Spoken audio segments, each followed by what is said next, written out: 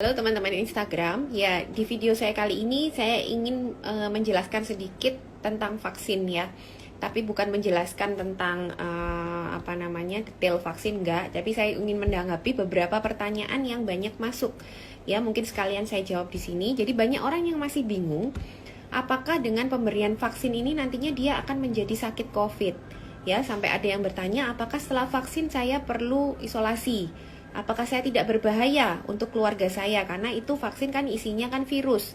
Apakah saya ini akhirnya menjadi rela, maksudnya sebagai sukarelawan menjadi sakit COVID secara sukarela seperti itu ya. Oke, mungkin di sini teman-teman masih belum terlalu paham prinsip vaksin.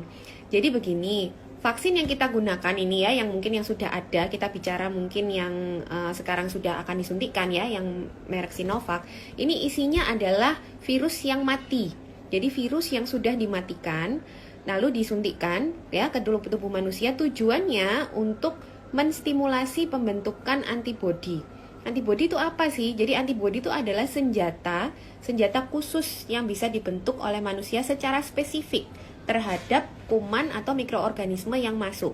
Jadi antibodi ini tidak mungkin muncul sendiri kalau orang ini belum pernah kemasukan mikroorganisme yang khusus ya. Misalnya kita mau dapat antibodi terhadap COVID, itu tidak mungkin terbentuk sendiri kalau kita belum pernah terinfeksi secara alami atau kita tidak divaksin. Karena vaksin tuh isinya kan sama-sama virus, cuman virusnya ini sudah mati, jadi dia tidak akan menimbulkan penyakit pada orang yang divaksin, tapi dia masih cukup untuk bisa menimbulkan antibodi.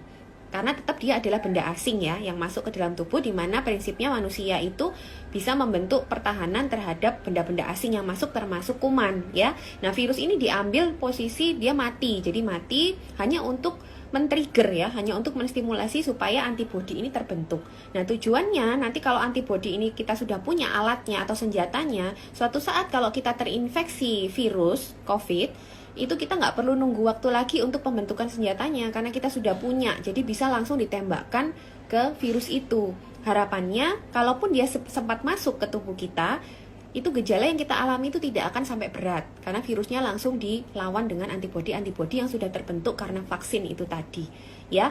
Jadi vaksin ini tujuannya menstimulasi antibodi, jadi bukan memberikan penyakit. Jadi isinya semua vaksin itu sebenarnya isinya memang virusnya. Kenapa harus virusnya? Karena kita butuh alat yang spesifik untuk melawan virus itu. Jadi tetap penstimulasinya itu juga harus spesifik, yaitu ya si virus itu tadi. Tapi diamankan, artinya dia tidak boleh menimbulkan penyakit di dalam orang yang divaksin. Itu dengan cara dimatikan ya.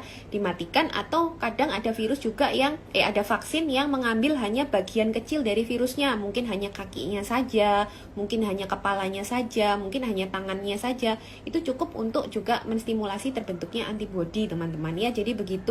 Jadi bukan berarti kalau kita disuntik kita jadi sakit lalu kita harus isolasi seperti orang yang terkonfirmasi COVID, itu tidak ya. Tapi nanti kalau misalnya dalam kita sudah tervaksin ya, kita mungkin sudah divaksin, terus kita suatu saat kok bisa positif COVID, ini bukan karena vaksinnya ya, karena mungkin kita lengah ya, kita tidak pakai protokol kesehatan ya. Jadi setelah vaksin itu bukan berarti kita benar-benar 100% nggak bisa terkena.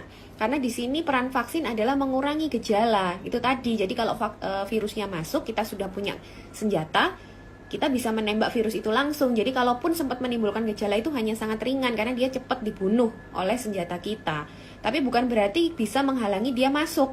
Yang bisa menghalangi dia masuk itu hanyalah protokol kesehatan, di mana kita menutup segala pintu masuk virus ini. Contohnya menutup hidung dan mulut itu menggunakan masker. Kalau misalnya orang itu sudah divaksin, terus dia tidak mau menggunakan protokol kesehatan, suatu saat dia bisa terkena. Dan positifnya ini bukan karena virus yang disuntikkan itu tadi, karena itu sudah mati, namanya virus mati yang nggak bisa hidup lagi, tapi dia terkena dari luar karena dia tidak menggunakan protokol-protokol kesehatan yang seharusnya. Seperti itu ya teman-teman ya. Jadi harus dipahami kalau vaksin ini tidak menyebabkan penyakit ya. Ini sebenarnya bukan konsep baru ya. Jadi vaksin-vaksin yang lama pun yang kita gunakan untuk anak-anak kita juga, ini konsepnya juga sama seperti ini.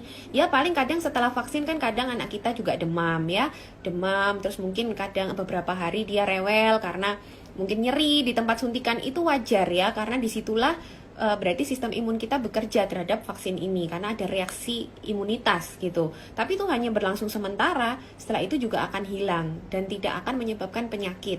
Ya, mungkin itu yang harus dipahami teman-teman ya. Jadi tidak usah ragu untuk vaksin, di mana vaksin ini sudah efektif dan aman, tapi sekali lagi tidak bisa mencegah penularan, dia hanya mengurangi gejala. Dan dia kalau mengurangi gejala itu, kalaupun kita kena, itu kita tidak akan sampai ke gejala berat. Misalnya dulu 100% ya, kita risiko kita untuk terinfeksi itu kan dulu 100%. Lalu dari 100% itu ada 20% yang harus menerima perawatan di rumah sakit. Nah, yang 20% ini akan dikurangi dengan adanya vaksin. Jadi akan mengurangi beban pelayanan kesehatan juga, di mana sekarang kita tahu rumah sakit di mana-mana penuh ya. Ini juga berdampak tidak hanya pada penderita COVID, tapi juga non-COVID. Akhirnya jatah untuk rumah sakit atau pelayanannya jadi lebih sedikit. Ini yang mau kita kurangi. Jadi jangka pendeknya adalah kita mengurangi jumlah orang yang butuh perawatan rumah sakit. Itu dulu ya, sebelum kita berpikir untuk benar-benar lepas dari pandemi. Ini masih butuh waktu yang sangat panjang. Oleh karena itu teman-teman harus tetap konsisten untuk melakukan protokol kesehatan. Ya, saya yakin usaha tidak akan hasil tidak akan mengkhianati usaha. Artinya kalau kita tetap konsisten, kita tetap berusaha, suatu saat kita pasti akan bisa sama-sama mengendalikan pandemi, dan suatu saat pula kita mungkin bisa pelan-pelan akan lepas dari protokol kesehatan. Tapi kita harus sabar karena ini semua adalah usaha yang harus dijalani pelan-pelan ya. Mungkin begitu dari saya, semoga menjelaskan dan semoga teman-teman lebih paham lagi mengenai konsep vaksin. Terima kasih.